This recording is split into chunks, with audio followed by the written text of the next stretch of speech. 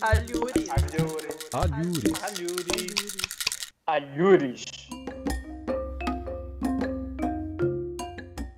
Oi, pessoal. A gente começa agora mais um episódio do Alhures para trocar uma ideia sobre o artigo de um de nossos pesquisadores. Eu sou Laís Medeiros e hoje estão comigo Débora Pereira. Oi, gente. Felipe Nascimento. Oi, pessoal. Flávio Benayon. Boa noite, gente. E o autor da vez, Rômulo Ostwitz. O Olá, Rômulo é pessoal. jornalista, palhaço e produtor cultural. Atualmente, ele faz doutorado em Linguística no IEL da Unicamp e é bolsista do CNPq. Ele é graduado em jornalismo pela Unesp e mestre em divulgação científica e cultural pela Unicamp. Tem formação em palhaçaria pelo grupo Amigos do Nariz Vermelho e é um dos fundadores da companhia O Quintal de Fulano e Melão, que tem como missão divulgar a cultura circense por meio da atuação palhacesca e da mediação jornalística. Além da participação aqui no Alhures, o Rômulo participa também dos grupos de pesquisa E-Urbano, o Discurso nas Fronteiras do Social e os Circos da FEF. O artigo que a gente vai debater hoje é um decalque da cena prototípica, corpo, panela e nariz de palhaço retraçados na memória. Esse texto é um capítulo do primeiro dos 2 volumes do livro O Discurso nas Fronteiras do Social, uma homenagem a Suzy Lagasse, publicado em 2019 pela editora Pontes. Mais informações sobre o livro poderão ser encontradas no link que vai pintar aí na tela ou na bio. Então, Rômulo, depois dessa breve apresentação, quero te pedir para falar um pouquinho mais sobre a tua pesquisa, sobre o teu artigo, nos situar sobre o que tu anda fazendo. Perfeito. Agradeço pela oportunidade de estar com vocês aqui agora, compartilhando sobre o meu trabalho, especialmente sobre este artigo. Eu, no doutorado, né, agora na linguística, eu estou analisando fotografias de manifestações de rua, e nessas fotografias eu busco aquelas fotografias em que os sujeitos usam o nariz vermelho de palhaço e coloco essas fotografias em relação para compreender os distintos efeitos de sentido de palhaço que estão em circulação nas ruas, nas manifestações, durante um período dado, né? Eu ainda não determinei quais são as fotografias, mas de fato são agora a partir dos anos 2005 para cá. Então eu fico buscando compreender os sentidos de palhaço que estão em circulação, né? Para além dos sentidos da própria prática palhacesca, embora eu esteja hoje no doutorado, eu tenho atuação artística também como palhaço, então esse é um universo que já me seduz há algum tempo. E agora, como o nariz vermelho circula para além da palhaçaria, né? E aí esse artigo, especialmente, o que está no livro em homenagem a Suzy Lagasse, como é um livro em homenagem a ela e também em celebração aos 15 anos do grupo de pesquisa, o Discurso nas Fronteiras do Social, foi um artigo que foi feito com base em noções desenvolvidas pela Suzy Lagasse. A professora Suzy Lagasse, ela é minha orientadora e ela também é uma das coordenadoras do grupo Discurso nas Fronteiras do Social. Então, como o trabalho dela, ao longo de bastante tempo, se desenvolveu muito na pesquisa, na compreensão das diferentes materialidades significantes, né, especialmente as imagéticas, as audiovisuais e tantas outras, eu busquei fazer funcionar, na verdade, trabalhar com algumas dessas noções dela a partir desse material com o qual eu lido no meu arquivo, né? Então, é um material que traz uma fotografia de um outro trabalho que eu já fiz anteriormente, que era uma fotografia que eu colocava em relação a essa fotografia de um sujeito batendo panela com o nariz vermelho e outras fotografias com a mesma composição, ou seja, uma composição entre nariz vermelho e panelaço. E eu trago uma dessas fotografias para colocá-la em relação com uma charge e uma terceira imagem, que é uma outra fotografia, mas a relação inicial é mais entre a charge e essa fotografia, assim. Para pensar a cena prototípica, para pensar as paráfrases possíveis e, enfim, uma série de coisas que a gente pode conversar aqui agora. Bom, agora já devidamente apresentado e introduzido, a gente começa as perguntas pela Débora. Tá bom. Rômulo, eu adorei a tua escrita, muito sensível, muito bonita. Muito obrigada por essa leitura. E eu fiquei pensando várias coisas lendo, né, o texto, mas a minha pergunta ela vai permear o comecinho assim do artigo. Logo na página 163, você retoma um trabalho anterior, né, que é o que você falou agora, inclusive, no qual você nomeia o funcionamento discursivo presente na fotografia que você traz, que é o sujeito, né, com nariz de palhaço e batendo a panela. Você nomeia esse funcionamento como cena prototípica do sujeito em protesto carnavalizando o político. E logo você explica, né, que carnavalizar o político ou o espaço do político diz do modo de protestar tal qual um espetáculo. E aí eu fiquei pensando no contrário disso, quando o carnaval é politizado. E aí eu queria que você comentasse um pouquinho sobre os sentidos em torno desses significantes, carnaval e político. Porque se a gente troca os termos na sua formulação, né, na formulação que você traz no artigo, também é super produtivo. Se a gente pensa, por exemplo, politizar o carnaval, festejar tal qual um ato de protesto. E é isso. Perfeito, que ótima pergunta, né? Vamos ver se eu consigo responder, ou pelo menos formular alguma coisa aqui a esse respeito, assim. Tipo, a vocação do carnaval é de crítica social e política faz muitos séculos já, né? Eu não teria um trabalho histórico para dizer desde quando, e também não nos interessa aqui, mas, de certo modo, o carnaval é esse espaço, ou é um período em que as questões do social, as questões políticas, das disputas políticas também ficam em evidência, né? Não só a folia, né? E aí não daria para a gente dissociar, né, na perspectiva do carnaval também, a folia, o festejar da disputa no político, né? Das questões do político e do social. Então, quando você fala sobre politizar o carnaval, é muito interessante porque é algo que ocorre e a gente tem feito mais ou menos com mais frequência dependendo das condições de produção, né? Então, a gente pensa, por exemplo, se a gente vem para a atualidade e o carnaval mais recente, né? Enfim, a gente está vivendo um momento muito complicado politicamente e um carnaval nesse espaço de crítica das figuras políticas, né? Então, um sem número de marchinhas teve como tema o presidente Bolsonaro, teve como tema eventos ou fatos do cotidiano e que foram criticados por meio das marchinhas, foram criticados por meio das fantasias, né? Muitos bloquinhos têm sujeitos que vão fantasiados, enfim, e produzindo, né, efeitos de crítica ao social, ou fatos do social, ou críticas políticas, né? Então, enfim, nós vimos isso acontecendo agora, muito recentemente também no Carnaval, né? Como esse espaço do Carnaval é um espaço politizado e essas marchinhas, as fantasias e tantas outras coisas acontecendo. No material que eu analisei no artigo anterior, em que essa formulação, essa nomeação, né, carnavalização do político, ela ocorria, também havia duas fotografias de desfiles de escola de samba. Então, de fato, no espaço, no evento carnaval, também havia essa politização, né? E duas características muito importantes dessas duas imagens que eu analisei nesse outro artigo era que uma delas havia essa formulação e essa composição entre o nariz vermelho de palhaço e o panelaço na escola São Clemente, e na outra escola de samba, na Paraíso de Tuiuti, também havia uma ala em que os foliões estavam também com essa composição entre nariz vermelho de palhaço e panelaço. Só que os efeitos que traziam e que produziam, né, dessas composições, elas também eram formulações que tinham outras coisas que estavam compondo as imagens, né? Na São Clemente, a escola de samba ela estava fazendo uma história da palhaçaria, de um modo geral, e uma das alas era justamente essa, com um efeito de homenagem àqueles sujeitos que foram às ruas protestar com o nariz vermelho e bater panela, especialmente contra a presidenta Dilma Rousseff.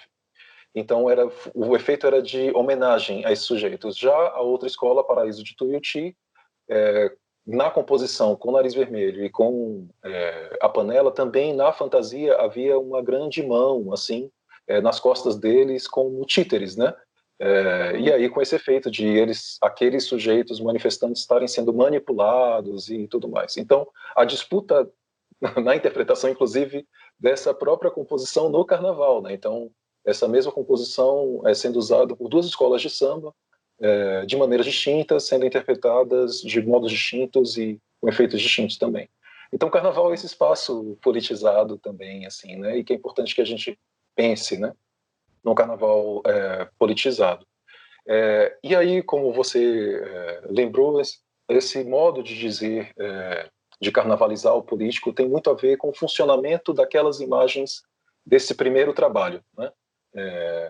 Do qual eu retirei uma das imagens e trouxe para o trabalho sobre o qual a gente está falando agora, assim. Então, é um modo de nomear aquele funcionamento que era uma regularidade, né? E aí estava muito ligado às indumentárias, aos gestos, à máscara do palhaço, o próprio fazer barulho, batucar, fazer som alto e tudo mais. Então, tinha muito a ver com isso, que era uma perspectiva carnavalesca, assim, né? De festejar também durante uma manifestação, assim, política.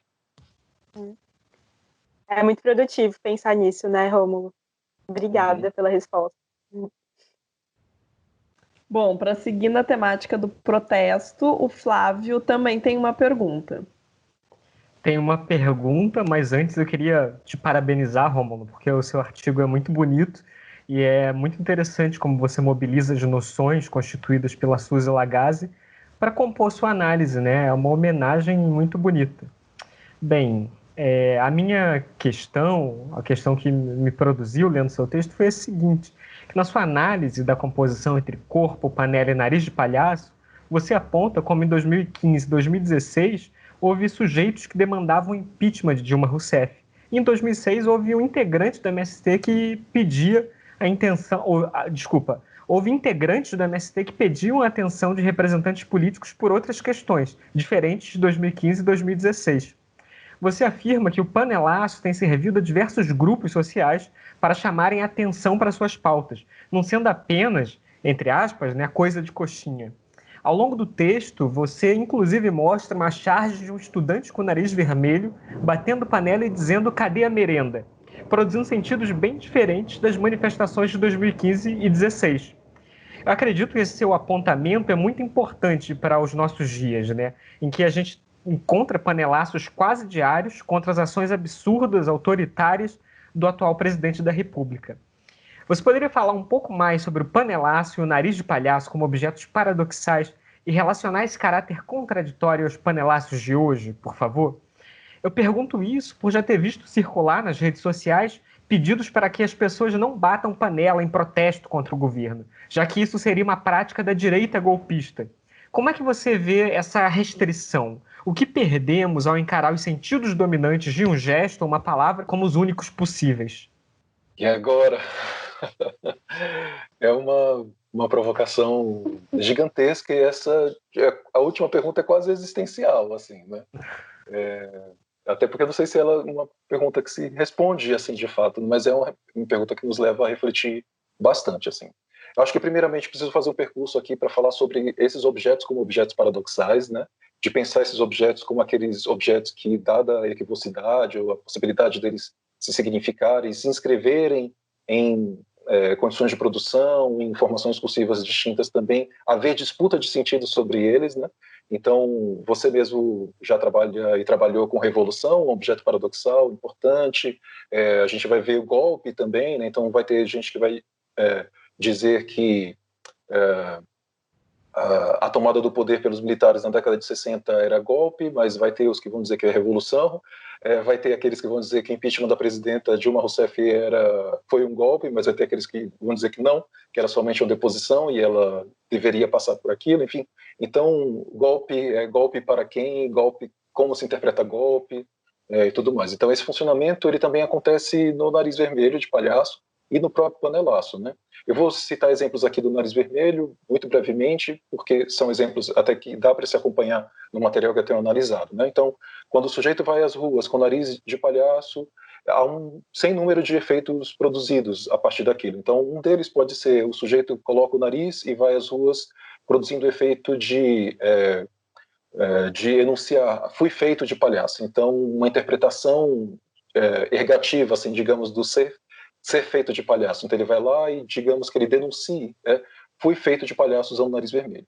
Então o nariz vermelho para esse sujeito, esse palhaço significaria desse modo. Para outro sujeito, ele vai com o nariz vermelho de palhaço, mobilizado por uma memória de palhaço dada, que faz com que ele esteja lá para ridicularizar o outro, né? Então, no primeiro sujeito diz, olha, eu fui ridicularizado, fui feito de palhaço. No outro ele vai dizer, olha, eu estou aqui ridicularizando você. Então, ele vai propor gestos na manifestação que vão dar esse tempero do ridicularizar o outro. Mas vai ter aquele outro sujeito, inclusive, que não se identifica com o nariz vermelho, então não põe o nariz vermelho em si próprio, mas identificar o outro e atribuir ao outro o sentido de palhaço, né?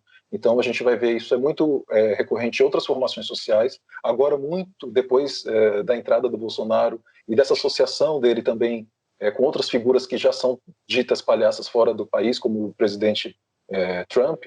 É muito comum que fora do país, por exemplo, aquele que é objeto de crítica é que receba a alcunha de palhaço. Então o nariz é colocado nas manifestações com cartazes, com bonecos, pichulecos e tal, naquele que é objeto de crítica e não no sujeito que está ridicularizando ou aquele que foi feito de palhaço, né? O panelaço também acontece do mesmo modo, né? E panelaço não é uma novidade, panelaço é algo que está aí na história há muito tempo, né? E tem esse movimento, né? Que serve de fato a diferentes grupos sociais, com posições até mesmo antagônicas, né? Em dados contextos, assim. Então, tipo esse que você citou mesmo, o Movimento dos Trabalhadores Sem Terra, no início dos anos 2000, lá em 2006, era possível que aquele movimento pudesse fazer panelaço, porque não houve um acontecimento na história, que foi, tipo, os panelaços das sacadas contra a presidenta Dilma Rousseff, parte da população que era taxada como de direita, porque era contrária à própria Dilma Rousseff, que era de um partido de esquerda, né? Então, esse panelaço ficou atrelado a essa população da direita, né? E aí, tipo, a panelaço é coisa de coxinha, porque era só eles que faziam. E aí o movimento dos trabalhadores sem terra, assim, não há momento na história, nesse período, que permita que eles sejam chamados de coxinha, porque não há como identificá-los como sujeitos da direita, né? Então, era impossível que os trabalhadores sem terra, impossível sim, né? Claro, era sempre possível alguma coisa, mas nesse período acho que era muito difícil que alguns deles pudessem produzir panelaço novamente. Mas agora, né, devido às condições de produção atual, em que estamos todos enclausurados, nem todos, mas boa parte das pessoas está em isolamento social, se possibilitou que uma forma de chamar a atenção, né, pelos prédios, especialmente, fosse que se fizesse panelaço, né, dentro dessas condições de produção, e não só porque estamos em pandemia, mas porque temos uma parte da população contrária ao presidente Jair Bolsonaro, né? Até mesmo aqueles que foram seus apoiadores no início, aqueles que foram seus votantes, enfim, isso não cabe e não daria para a gente analisar agora, mas o curioso é que não só contrários, mas também a favor do presidente, né? A gente vê panelaço a favor hoje, né? Então, o panelaço tem uma abertura paradoxal tão grande que é possível você fazer panelaço contra e até possível fazer panelaço a favor. Isso está textualizado, por exemplo, em matérias de jornal, dos jornais televisivos, especialmente em blocos de jornal. Eles são, de algum modo, para, naquele funcionamento de dar a possibilidade ao contraditório, mostrar as duas possibilidades de panelaço. Então, eles mostram uma parte bem longa de panelaços contra e outra mais curta até de panelaços a favor.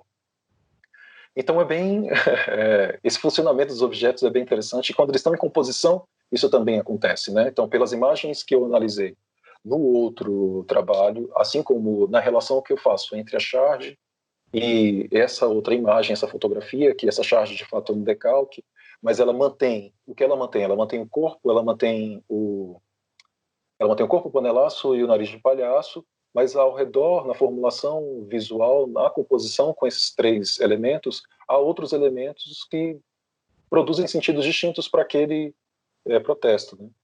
Então, enfim, as formas dos objetos paradoxais do funcionamento é bem interessante de observar nesse material também. Agora, Flávio, a sua questão que eu disse que era bastante existencial, né? É pensar no que perdemos, assim, né? Eu não sei dizer exatamente o que perdemos, sabe? Mas eu acho que é o tipo de disputa do panelaço, especialmente, ou do nariz de palhaço. Eu vou falar mais propriamente do nariz de palhaço porque eu tenho a prática na palhaçaria e vejo pares meus, ou seja, companheiros de palhaçaria, disputando o sentido de palhaço e reclamando e polemizando e criticando o uso do nariz de palhaço nas manifestações, porque o palhaço, só o sentido de palhaço é só aquele que é para esses sujeitos, né? É só praticado na palhaçaria. É uma disputa que para mim não faz sentido, sabe? Então, eu não vejo perdendo. Eu estou falando de um objeto paradoxal muito específico, né? Para mim, muito caro para mim, que é o nariz vermelho de palhaço. O panelaço, enfim, hoje eu bateria panela, porque nesse movimento de sentidos também ele chegou a outros sujeitos, né? A gente conseguiu fazer, eu falo o momento, né? Conseguiu fazer com que ele hoje não significasse só coisa de coxinha e passasse a significar outras coisas, assim como futuramente pode retomar para os coxinhas, depois não voltar e tudo mais. Não sei se é o perder, né? Não sei que disputa você quer fazer. Né? Você quer disputar a bandeira? Era uma discussão que a gente estava tendo hoje. Você quer disputar o panelaço? Você quer disputar o quê? E aí cabe você como sujeito no mundo. Acho que eu também disputar aquilo que nos interessa, assim. Mas no nariz vermelho, na posição do analista, assim, eu quero mais que o povo use mesmo para ter material para analisar e poder ver de que modo o nariz vermelho é capaz de equivocar, né? É capaz de produzir tantos efeitos de sentido para palhaço, uma riqueza imensa, assim. Obrigado, Rômulo, por sua abordagem da questão. As panelas são disputadas, né? Temos que entrar nas disputas. Bem, muito obrigado. Você deu uma aula magistral sobre objeto paradoxal e o funcionamento com os panelaços. Eu aprendi com você, Flávio. Eu aprendi com você, não. Viu? Um pouco que eu sei. Ou que eu não sei, né? Também aprendi com você. Enfim. Nada. Bom, depois dessa aula do Rômulo, eu queria fazer uma pergunta assim um pouquinho menos complexa, mas direcionada especificamente para as análises do artigo. Lá na página 171, quando tu coteja as imagens 1 e 2, tu identifica, e aqui eu cito, um flagrante do movimento entre formações discursivas. Eu fiquei curiosa sobre como tu está mobilizando essas diferentes formações discursivas na tua pesquisa. Quais são os teus critérios para diferenciar uma formação discursiva da outra e identificar a qual formação discursiva cada imagem remete? Perfeito. A gente sabe que o termo formação discursiva é bastante caro e bastante polêmico na nossa área, né? Inclusive do modo como nomear uma formação discursiva, ou o quão extensa tem que ser a sua análise, por exemplo, para que você possa dizer é formação discursiva X ou Y e tudo mais. Neste caso, especificamente, eu sei que sua pergunta não está nesse sentido mesmo, mas para pensar que, a partir de uma formulação, inclusive do próprio Péchet, quando ele fala aqui, tipo, que as palavras mudam de sentido, né, de acordo com as posições que o sujeito sustenta, ou nesse movimento entre formações discursivas, pensar que também esses outros objetos, não só as palavras, mas nariz vermelho, panelaço e tudo mais, eles mudam de sentido nesse movimento entre formações discursivas e a depender da posição do sujeito de quem os emprega, né? Então, quando eu propus essa formulação do flagrante do movimento entre formações discursivas, é muito mais para pensar não na determinação das formações discursivas, até porque eu não tenho neste artigo um material que me permita delimitar ou descrever profundamente a formação discursiva X, mas mostrar que a partir do procedimento parafrástico, né, então produzindo paráfrases sobre aquela imagem, a partir daquela imagem, eu conseguiria delimitar, né, que sentidos seriam possíveis para tal formação, ou para tal formação discursiva, para tal posição de sujeito, que não seriam possíveis para outras posições de sujeito em dadas formações discursivas também. Então, essa formulação tem mais a ver nessa ideia bastante fotográfica, digamos, de um flagrante, né? Que é o movimento, só o movimento, mas não dizer especificamente de que formação de que formação discursiva ou não é, né? Por quê? Por exemplo, eu vou pensar nas duas imagens que você cita, né? Que a primeira é a da fotografia, que tem um sujeito batendo panela, nariz vermelho, camisa que remete à camisa da CBF e um daqueles chapéus de bobo da corte, né? Então essa é a fotografia de uma manifestação. A outra charge que veio depois de um tempo é uma charge em que o cartunista ele produz a partir dessa composição, nariz vermelho, corpo de um outro sujeito, que já não mais é aquele sujeito de meia-idade da fotografia, mas uma figura jovem. Ele decalca essa figura e a torna jovem, coloca uma mochila nas costas, né? Coloca um uniforme de escola e coloca um balãozinho, cadê a merenda? Ele diz de uma outra posição sujeito que não é mais a posição sujeito daquele outro que está lá batendo panela contra Dilma Rousseff, né? Isso também mostra que eles estão em posições distintas, pelo menos nesse movimento. Obviamente, aquele sujeito lá, se ele fosse pai desse outro, ele poderia estar dizendo também cadê a merenda, né? Mas talvez não na formulação como está dada, está textualizada pelo chargista, assim. Então, mais do que especificar as formulações discursivas, o meu trabalho falando do flagrante foi mais no sentido de mostrar que o exercício parafrástico das formulações visuais, ele nos permite ir delimitando sentidos e essas posições de sujeito que a gente vai produzindo, né? A partir dessas distintas paráfrases. Entendi. Já que tu falou em paráfrase, só mais uma perguntinha sobre as tuas análises, pulando agora para a página 174, que tu propõe justamente um exercício de possíveis paráfrases das imagens. E eu queria saber por que tu propôs justamente aquelas, se elas são cenas prototípicas de algum outro tipo de protesto, se elas aparecem na tua pesquisa de alguma forma. Perfeito. Assim, eu achei essa é uma pergunta bem curiosa, porque ela nos pega os analistas em flagrante do modo como eles produzem as paráfrases, né?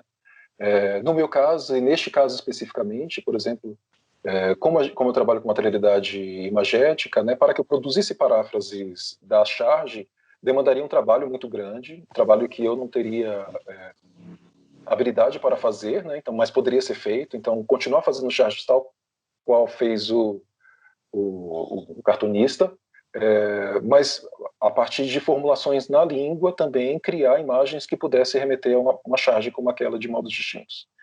O curioso é que o que se mantém assim do arquivo, por exemplo, com o qual eu trabalho, são as formulações linguísticas.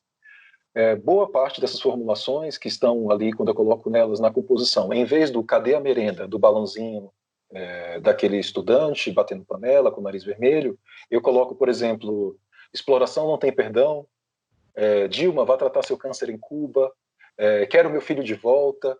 São todas formulações que eu encontro no arquivo. Eu encontro no arquivo de fotografias, inscritas em cartazes, ou até mesmo tipo, nas legendas das fotografias, né? Tipo, quando uma pessoa é entrevistada numa manifestação, ela pode falar, quero meu filho de volta. Enfim, é algo que não necessariamente precisa estar fundamentado e textualizado, né? Mas que me ajudaram a compor essas paráfrases, porque, de fato, se eu componho paráfrases com essas formulações linguísticas e outras visuais, a partir daquela charge, elas são muito produtivas para mostrar esse limite de sentidos, né? O que é possível, dada a posição dizer e dada a posição não dizer tal coisa, né?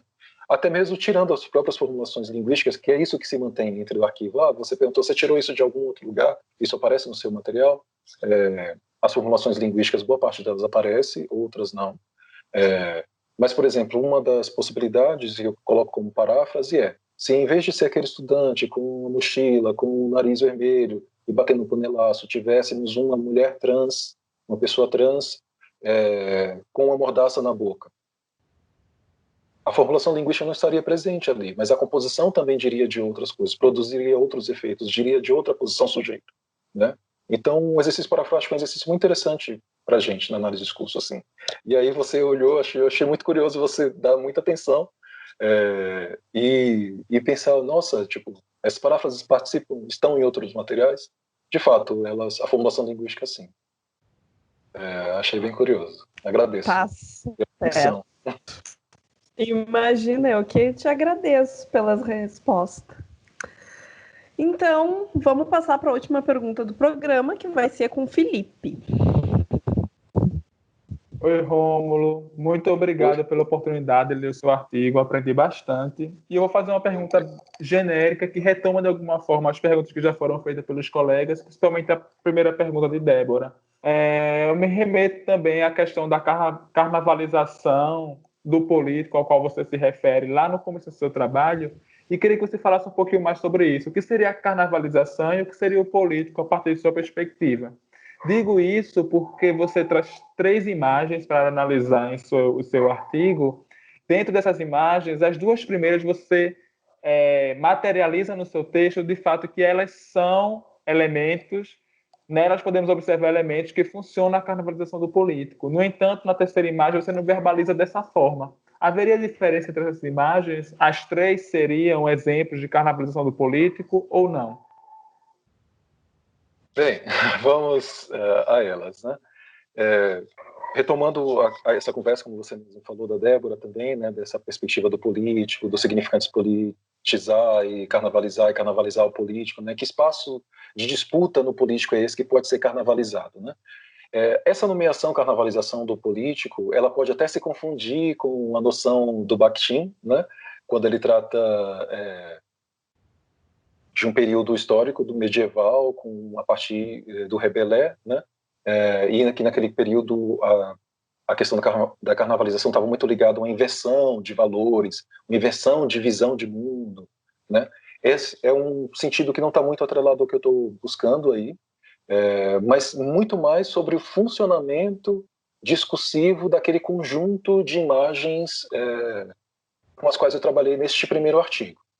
Então, o modo de eu nomear esse funcionamento daquelas imagens, né? Porque lá havia regularidade entre a composição do nariz vermelho e o panelaço, assim como outras regularidades que me fizeram, inclusive, colocá-las em conjuntos distintos para trabalhar distintas posições que estavam em evidência, ou se evidenciaram a partir do meu trabalho ali, não estavam em evidência, né? Mas que eu as coloquei em evidências nesses 2 conjuntos de imagens. Então, essa noção do carnavalização está muito ligada a essa possibilidade de espetacularizar, né, de certo modo, por meio de coisas típicas de festa, das indumentárias, da fantasia, das práticas de folia, na perspectiva da manifestação de rua. Então, carnavalizar é mais simples até, por exemplo, do que o do Bakhtin, né? É mais no sentido de fazer com que a manifestação de rua seja algo que chame a atenção, né? Que vamos fazer barulho, e vamos fazer barulho de uma maneira carnavalizada, né? Porque a gente não consegue, de fato, dissociar os sentidos de protesto do de espetáculo, né? Porque para que se chame a atenção é preciso espetacularizar esse protesto também, né? De certo modo. Então, quando eu falo da carnavalização do político, eu estou falando da carnavalização desse espaço de disputa política, que é um modo de protestar tal qual um espetáculo. Isso diz do funcionamento dessas imagens, da regularidade, né, que faz uma série, né, entre essas imagens.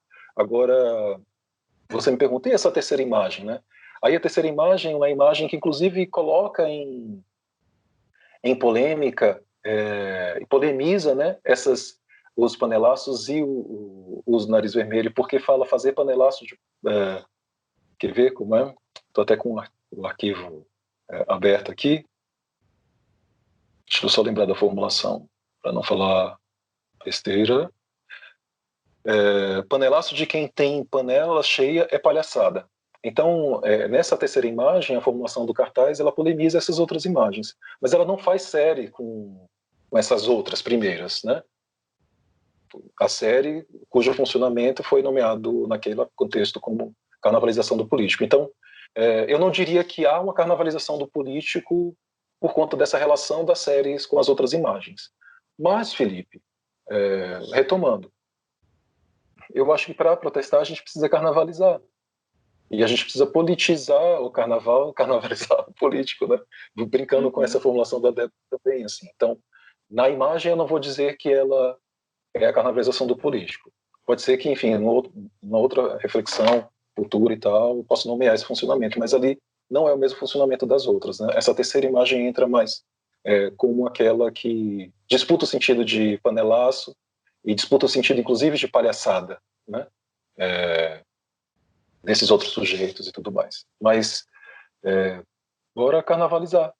Bora carnavalizar aí o político para que a gente chame atenção, para que a gente faça de um modo distinto, né? Quando a gente lida com as manifestações de rua, assim, só tomando um pouquinho isso, é muito curioso como elas mexem muito com a gente, assim, né?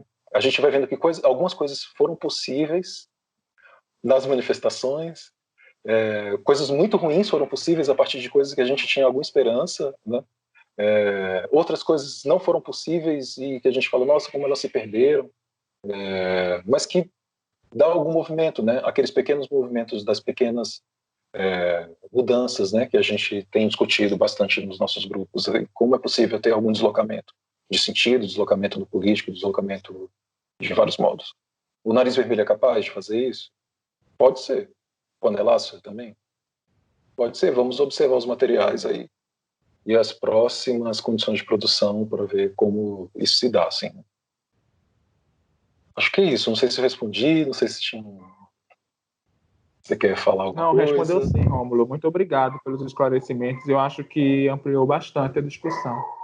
Eu agradeço. Bom, pessoal, a discussão é ampla mesmo. A gente poderia ficar mais 1 hora aqui fazendo perguntas para Rômulo e a gente aprenderia muito. Mas temos uma limitação de tempo, então vamos encerrar por hoje as perguntas. Quem tiver mais perguntas pode deixar comentários, pode mandar e-mails para o autor e pode consultar o artigo no livro também, que é uma leitura que eu indico muito. A gente aprende muito com as leituras dos colegas. E agradecemos pela presença, pela atenção. Rômulo, muito obrigada por te dispor a discutir teu trabalho com a gente. E nos vemos no próximo episódio. Tchau, gente. Tchau. Tchau. Tchau. Alhures.